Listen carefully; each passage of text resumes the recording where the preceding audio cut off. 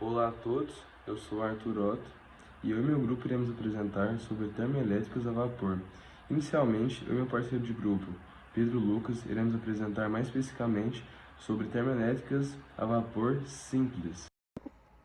Bom, para começar a explicação, é necessário primeiro que a gente entenda alguns conceitos fundamentais básicos, como por exemplo, o que são as termoelétricas a vapor simples e o que elas realizam. Primeiramente, elas são usinas, né, que utilizam a energia térmica para produzir eletricidade. O funcionamento delas ele é baseado no ciclo Rankine, que é um processo termodinâmico que ele transforma calor em energia elétrica. Esse ciclo é o mesmo que dá base a outros sistemas térmicos, mas aqui ele é aplicado em larga escala, permitindo a geração de grandes quantidades de energia. Na prática, o processo ele começa com o aquecimento da água em uma caldeira. Essa água ela é aquecida a temperaturas extremamente altas, geralmente superiores a 500 graus Celsius, até que ela se transforme em vapor sob alta pressão. Aí, quando ela se transforma em vapor, esse vapor ele é então direcionado para as turbinas, que utilizam ele para produzir energia mecânica. A turbina está acoplada a um gerador elétrico que converte essa energia mecânica em eletricidade, que é distribuída depois para a rede elétrica. Uma característica importante das termoelétricas é a flexibilidade delas em relação ao combustível. Elas podem operar utilizando, por exemplo, fontes como carvão, gás natural, óleo combustível ou até biomassa. Por isso que elas são uma solução prática em locais onde fontes renováveis, como energia solar ou eólica, não são suficientes para suprir a demanda, por exemplo, do local. No entanto, as termoelétricas a vapor, elas têm alguns desafios, principalmente no que diz respeito à eficiência e ao impacto ambiental, né, que geralmente elas têm um impacto ambiental gigantesco e por isso algumas empresas acabam por não acatar ela. Agora, para entender melhor o funcionamento, eu vou falar sobre os componentes desse processo. E basicamente, falando deles, eu vou falar como funciona também todo esse processo. Primeiramente, eu vou falar sobre a caldeira, que eu já citei anteriormente. A caldeira, ela é o ponto de partida do processo. É onde o combustível é queimado para gerar o calor. Combustíveis como carvão, gás natural, ou biomassas, são introduzidas na caldeira, onde são queimados em temperaturas extremamente altas e o calor gerado, ele aquece a água, transformando ela em vapor e mantendo a alta pressão. Esse vapor, ele precisa ser controlado com precisão para garantir o bom funcionamento das próximas etapas que eu vou citar agora. Falando agora sobre a turbina a vapor, após ser produzido na caldeira, o vapor ele é direcionado para a turbina. A turbina é o equipamento que tem pás rotativas, que elas se movimentam quando o vapor em alta pressão passa por elas.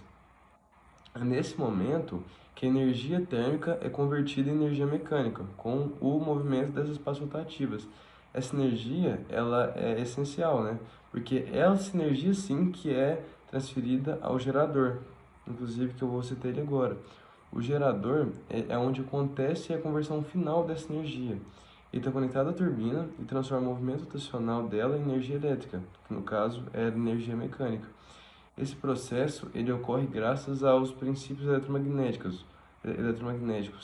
O gerador ele é responsável por enviar essa energia para a rede elétrica, que distribui para casas, indústrias e comércios.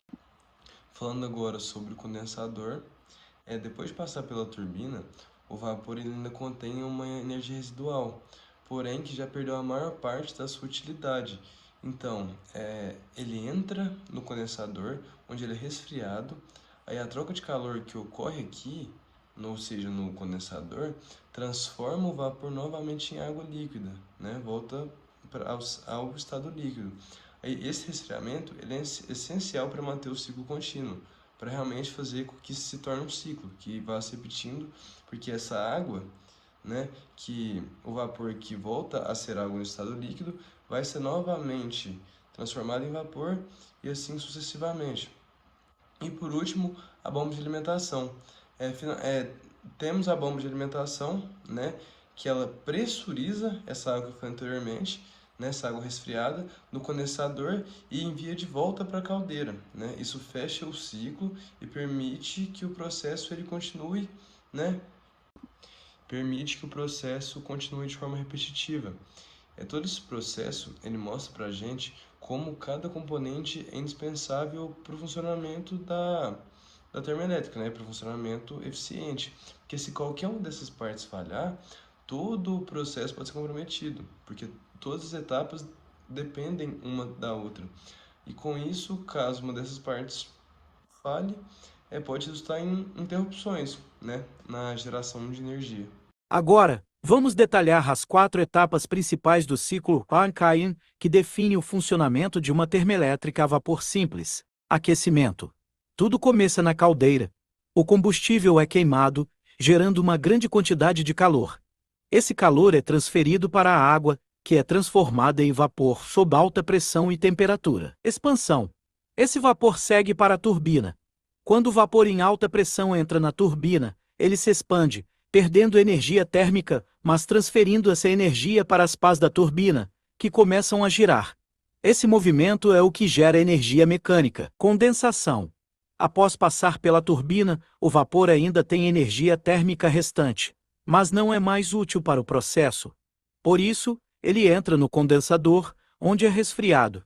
A troca de calor no condensador transforma o vapor de volta em água líquida. Recirculação. A água líquida é então enviada para a bomba de alimentação, que a pressuriza e a envia de volta para a caldeira, reiniciando o ciclo. Esse ciclo é repetido continuamente para gerar energia elétrica de maneira constante. É um processo que parece simples, mas envolve muitas variáveis, como pressão, temperatura e eficiência térmica, que precisam ser controladas para garantir um bom desempenho. Por último, vamos falar sobre a eficiência energética das termoelétricas a vapor simples e os impactos ambientais que elas geram. A eficiência dessas usinas geralmente varia entre 30% e 40%. Isso significa que apenas uma parte da energia contida no combustível é convertida em eletricidade, o restante é perdido, principalmente como calor no processo. Apesar dessa limitação, avanços tecnológicos estão ajudando a aumentar a eficiência, com o uso de materiais mais resistentes a altas temperaturas e métodos de reaproveitamento de calor. No entanto, as termoelétricas têm impactos ambientais significativos. A queima de combustíveis fósseis, como carvão e gás natural, libera grandes quantidades de gases de efeito estufa, como o dióxido de carbono (COO), além de poluentes como o dióxido de enxofre SU que contribuem para a chuva ácida. Além disso, o processo consome grandes volumes de água para resfriamento, o que pode gerar conflitos em regiões onde esse recurso é escasso. Para reduzir esses impactos, muitas usinas estão adotando tecnologias de captura de carbono que retiram o COO antes de ele ser liberado na atmosfera e investindo em combustíveis mais limpos, como biomassa e gás natural.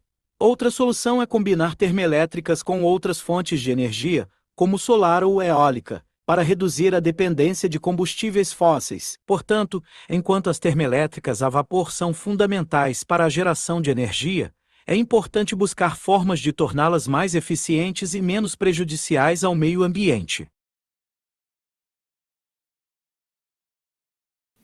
Olá a todos, eu sou o Vinícius Gabriel e hoje nós vamos explorar um aspecto fundamental do funcionamento de termoelétricas modernas, o reaquecimento. Essa tecnologia é uma evolução do ciclo termodinâmico convencional e busca melhorar a eficiência energética enquanto protege os equipamentos. Vamos entender como isso funciona e por que é tão importante? Primeiro, o que é reaquecimento?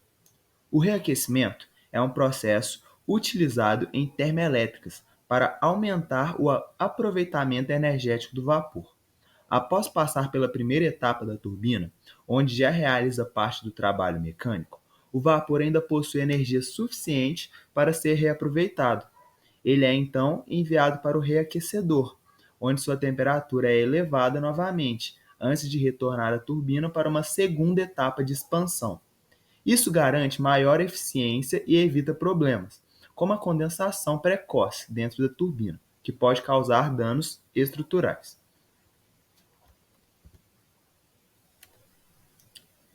As etapas do ciclo de reaquecimento. Primeiro, o vapor é gerado na caldeira a partir do aquecimento da água.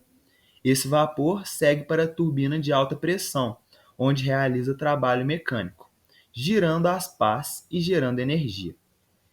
Em seguida, o vapor parcialmente expandido é enviado ao reaquecedor, onde recupera a temperatura elevada, mas mantém uma pressão intermediária. Esse vapor reaquecido retorna para a turbina, agora de baixa pressão, para continuar gerando trabalho.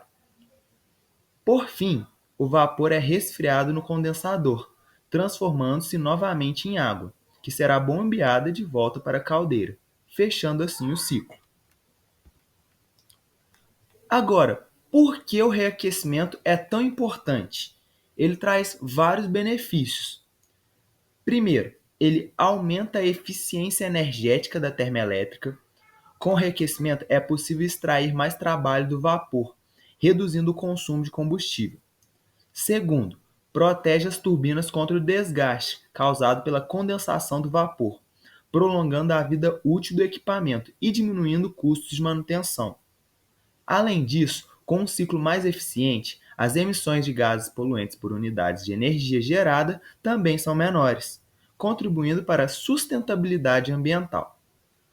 Por último, esse processo permite que grandes usinas alcancem uma capacidade de geração de energia muito maior, sendo ideal para operações em larga escala. E aqui temos um diagrama que ilustra o ciclo de reaquecimento. Como podemos ver, o vapor segue da caldeira para a turbina de alta pressão, depois para o reaquecedor, onde é aquecido novamente, e finalmente retorna para a turbina de baixa pressão. Isso maximiza o aproveitamento do vapor antes de ele ser condensado e recirculado. Esse fluxo é a base do funcionamento eficiente de termoelétricas modernas.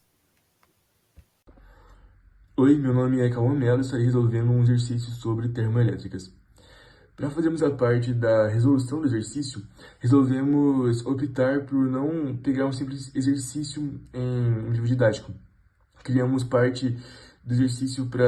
também uma parte do exercício para conseguirmos abordar alguns temas que achamos relevante para ser pautados nesse trabalho. Então, no final, o exercício resultante ficou um pouco maior e ele é o seguinte. Ele diz que em uma usina termoelétrica funciona segundo um ciclo ideal de Carnot. Ela utiliza vapor d'água como fluido de trabalho e opera entre duas temperaturas, sendo a temperatura da fonte quente, TQ, vamos chamar de TQ durante a resolução, igual a 500 Kelvin, enquanto a temperatura da fonte fria, chamaremos de TF, igual a 300 graus Kelvin.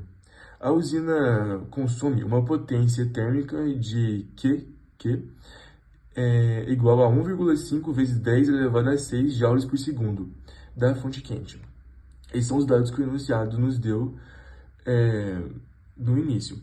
E ele pede para a gente que determinamos 6 parâmetros que eu vou retomar durante a resolução para não ficarmos perdidos na resolução, porque são bastante coisa.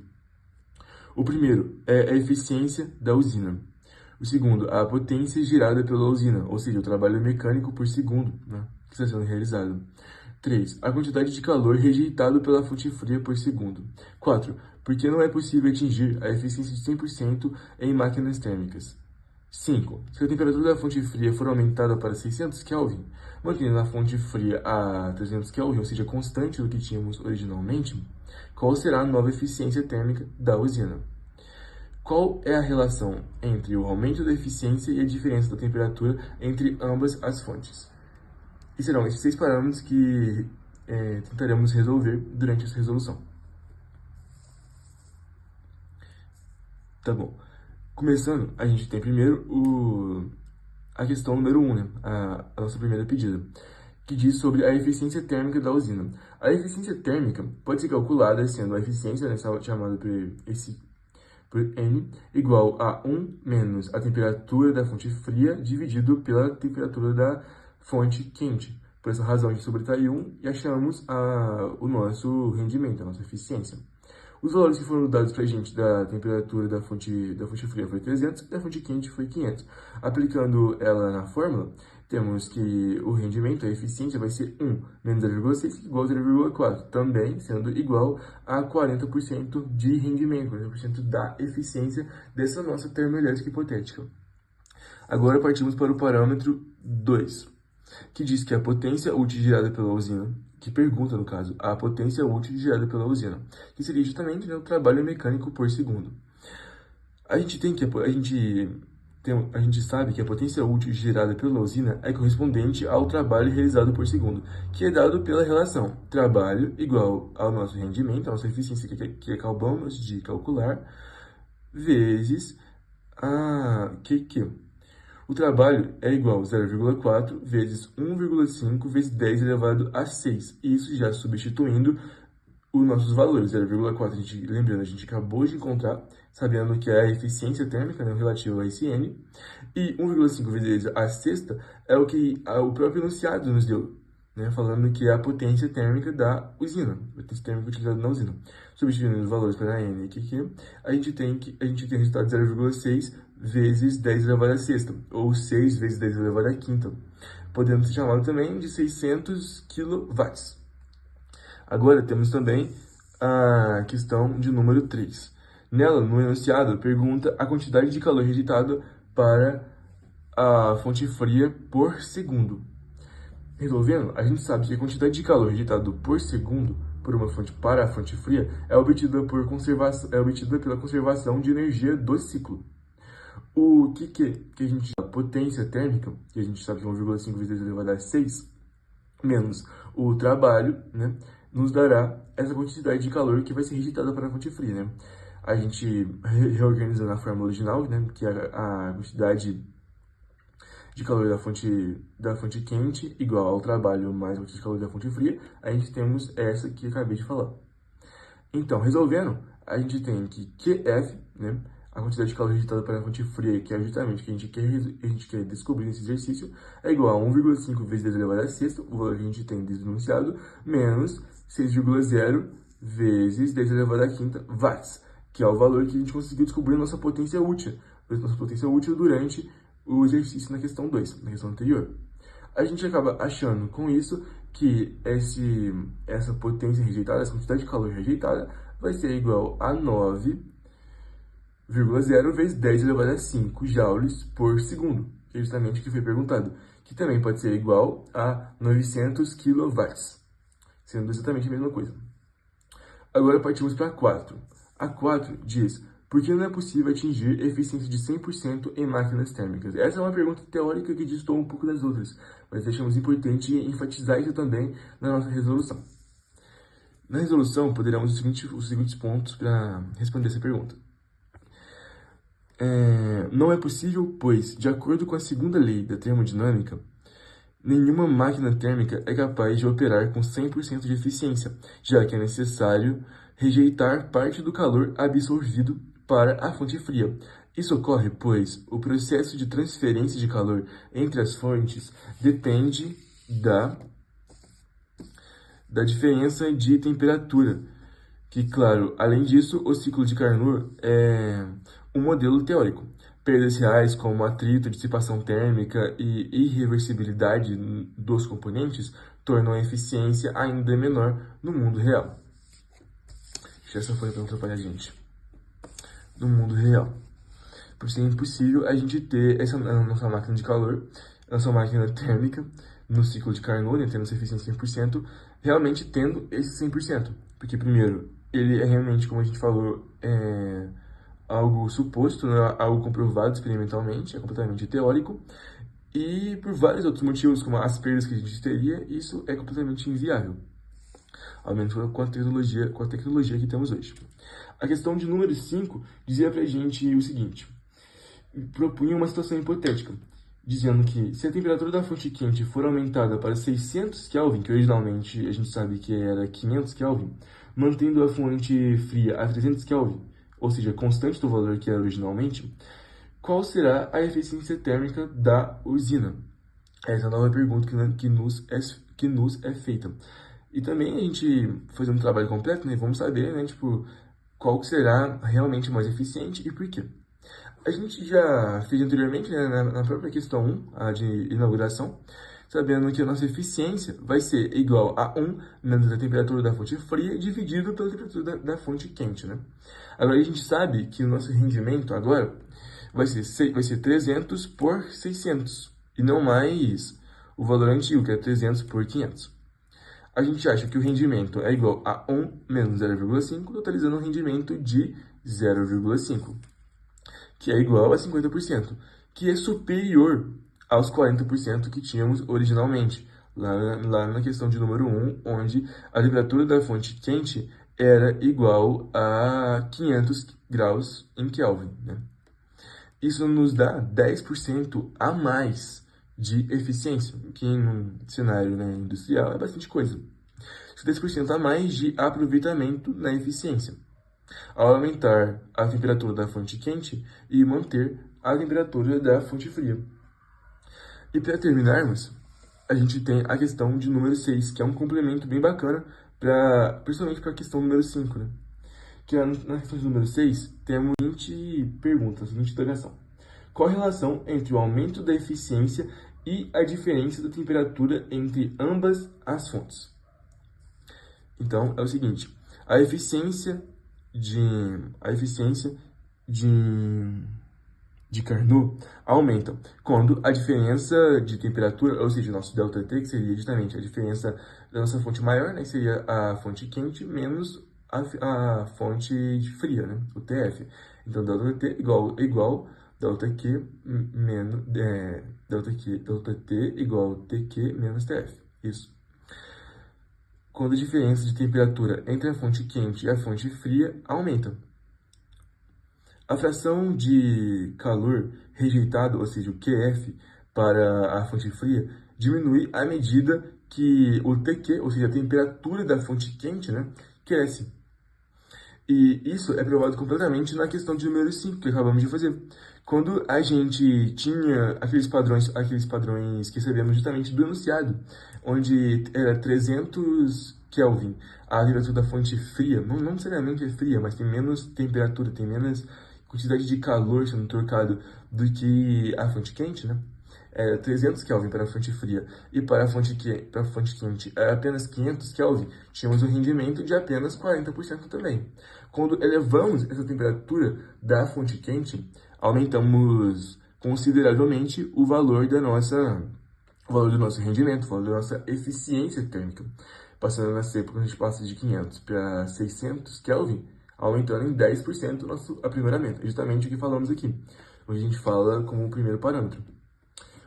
A gente também pontua que a eficiência é proporcional à relação, que é uma outra forma de expressarmos o nosso rendimento, né? Deixando mais expressivo os fatores da fonte quente e da fonte fria, sendo a sua própria temperatura, né? O rendimento pode ser igual à temperatura da fonte quente menos a temperatura da fonte fria dividido pela temperatura da fonte quente. E valores maiores para a temperatura da fonte quente elevam essa proporção. Novamente, como vimos na questão de número 5, que eleva nosso percentual de eficiência da questão de número 1. E acho importante também pontuar que não é bem assim que funciona, né, no mundo real, como falando, porque na prática o aumento da temperatura da fonte quente é limitado por diversos fatores, né, como a resistência dos materiais e o custo energético necessário para atingir essas altas temperaturas. É isso.